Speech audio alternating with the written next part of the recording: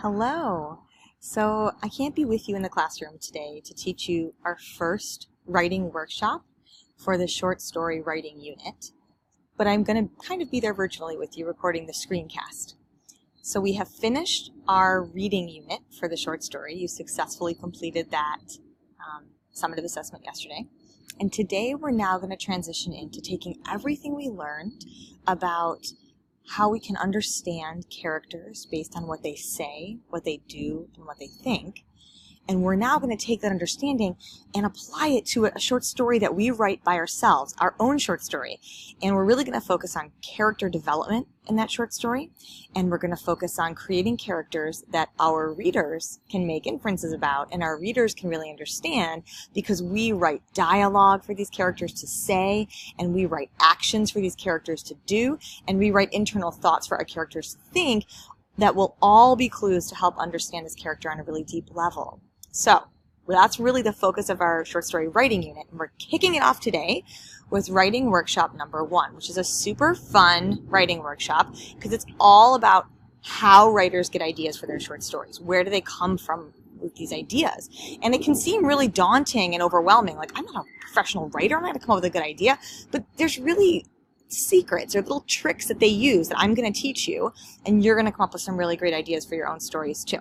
So the first thing I want you to know is that this teaching point right here on your handout, and I'm going to point to it here on the screen, is that fiction writers get ideas for their stories by paying close attention to small moments in their own lives. That's really one of the most important things they do. Fiction writers don't have more impressive lives than the rest of us. It's not that these people live these exciting lives full of adventure or drama or heartbreak, and they just have more interesting lives so they can come up with more interesting things to write about. No, they're human beings just like us. But what they do, what writers do really well, is they pay attention. They observe the world around them. They slow down from the day-to-day rushing.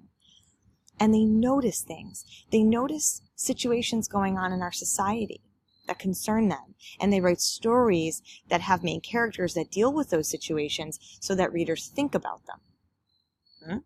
They notice things going on in their own personal relationships that they think a lot of people could relate to. And they write characters who deal with those issues so that get readers to think about them. That's how they come up with these ideas. And we can do the exact same thing.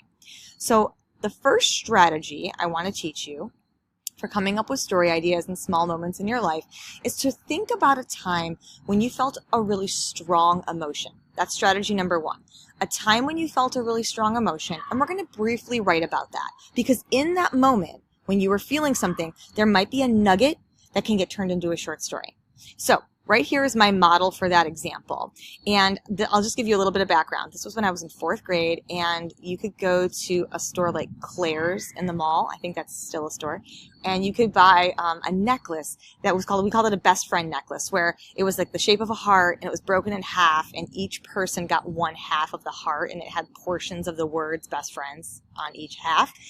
And it was kind of like a signal to everybody that you were this person's best friend. And it was kind of like a badge of honor or whatever. I was 9 or 10 years old. So there was this girl in school. Her name was Lee Forrest, and she was beautiful. And she was popular. And I had been new to the school the previous year. I had joined halfway through 3rd grade. So 4th grade was my first full year at the school. You know, I had some friends, but it wasn't super tight in with any group yet. And Lee Forrest was assigned to work with me for a project in social studies. We had to make this diorama. So I went over to her house after school several nights to work on this. And over the time, we got to know each other pretty well. And she asked me if I wanted to get one of these best friend necklaces with her. And I was so excited. You have to understand, this is Lee Forrest. She was so popular. And she was asking me if I wanted to get a best friend necklace. I was like, what? This is amazing. So we got one. But like 2 or 3 days after we had these and we're wearing them, I got a phone call from her. And that's my small moment story right down here. So I wrote out ahead of time for you what happened. The phone rang, and my mom called upstairs to me, and she's like, Meg, phone call. So I came running down the stairs, and she's like, it's Lee Forrest. So I picked up the phone. I was like, hi, Lee, how are you? I was super excited. And she says, I'm pretty good. I can't talk long because we're going out to dinner, but I need to tell you something. I think I've changed my mind about the necklace, she said. And my heart crashed into my stomach, which leapt up at the same time. everything slowed down. "What do you mean?" I asked in a small voice. "Well, I've been thinking, and I've really known Jamie a lot longer than I've known you, so I think I should share my necklace with her. It's really the fair thing to do." Writers, that's all I needed to write before I had all those feelings again that I remember feeling so embarrassed. I remember feeling like such a fool that I thought that she really liked me and really was my best friend, because clearly she could drop me in a second. And I've already got some ideas for stories that I could write based on that experience. So one idea that I had is I could write a story about a girl who ditches her group of friends that are like good friends, but not popular, when the popular girl in school starts showing her attention and like wants her to join the popular group.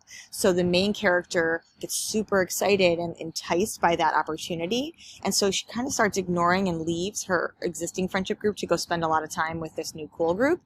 But then the cool group tires of her and just leaves her and has her kind of like kicks her back out. And then the protagonist goes back to her original group of friends. This is not what really happened to me in my real life, but like I'm getting a story idea from it. So she could go back to that group of friends and like try to get them to take her back. And writers, what if they don't take her back? Because that's real. Like she hurt them and she has to learn the hard way that you can't just ditch people and expect them to take you back. Like that could be a story I could definitely write out of that experience right there. So what I want you to do right now is I want you to try this strategy. There's one more strategy I'm going to teach you today. So you're going to pause the video. I want you to go spend 6 minutes thinking about times in your life you felt strong emotions, jotting them down, and then taking one or two of them and maybe writing a little bit like I did. Just this much here, not a ton. You're not writing a whole story. Just writing enough to get you back into that moment, back into those feelings. And then I want you underneath, just like I did here, write a couple story ideas that might grow out of the seed of that real life thing that you experienced. So while you're working on that, I'm going to write down some of the story ideas I have here. Pause the video. After 6 minutes of doing that work, come back and I'm going to teach you another strategy. Go.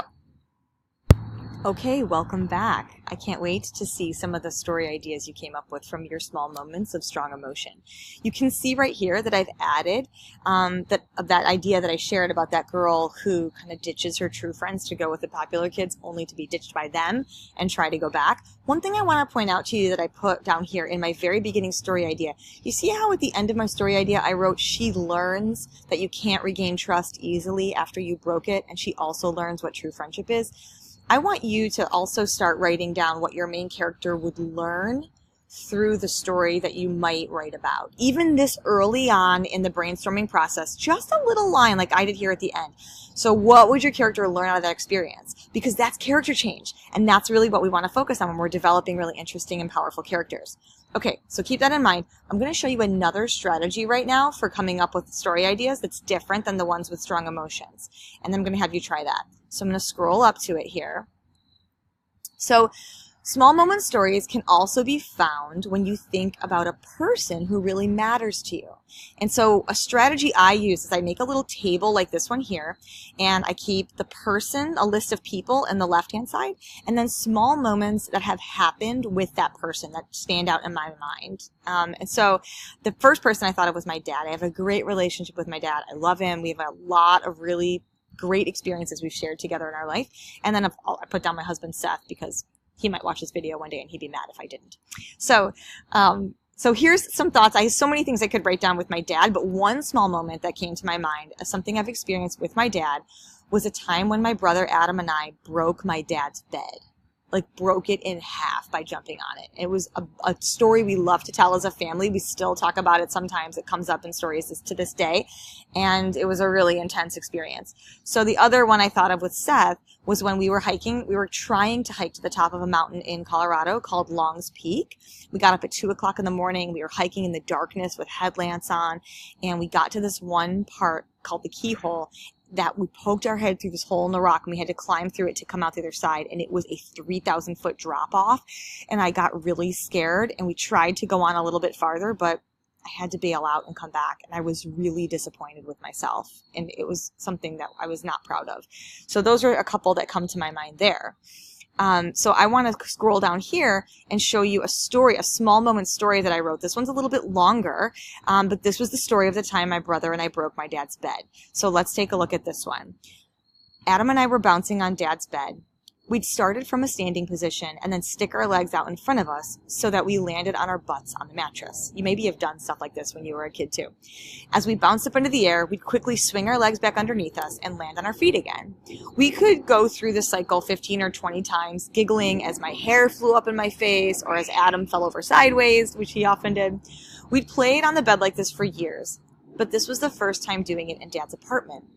This bed used to be Mom and Dad's bed together, but after they got divorced, Dad got the bed and this new apartment. Crack!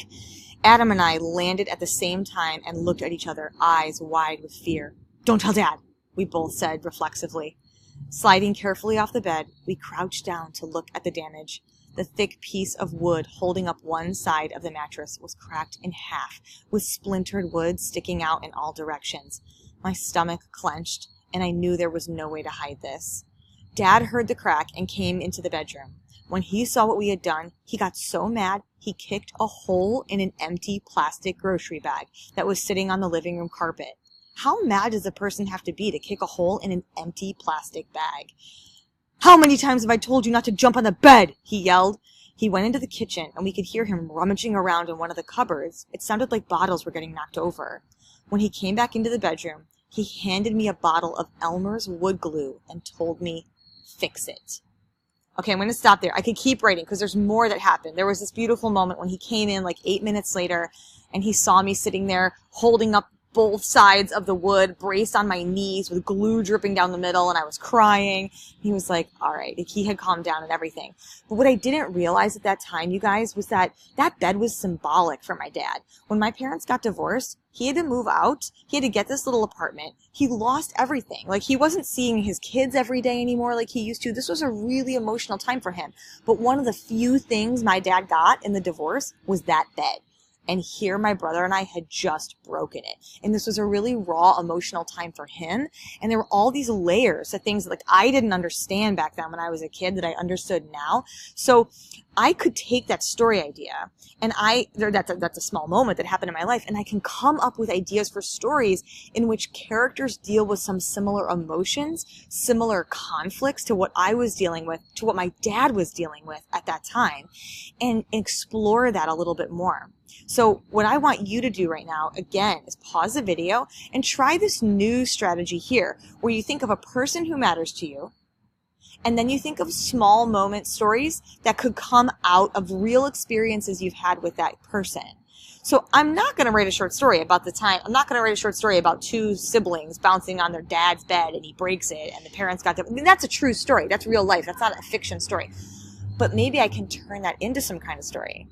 While you guys go and work on your pieces of writing, pause the video. I'm going to see if I can think of a story idea that could come out of this piece.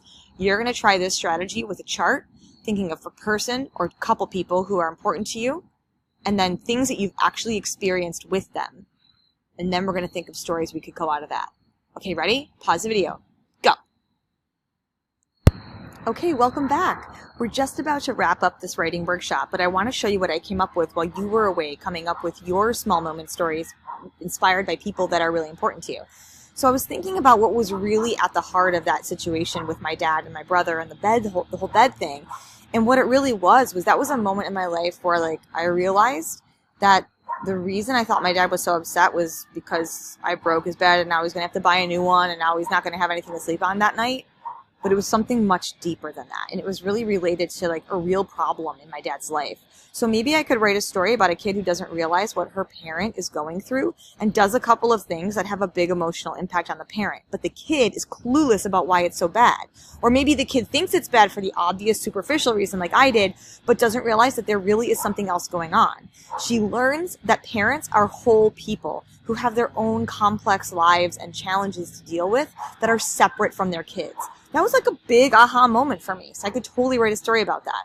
Okay, you have come up with so many great ideas. See if you can come up with a couple more before class is over, and we'll go further from there next time. Love you, bye!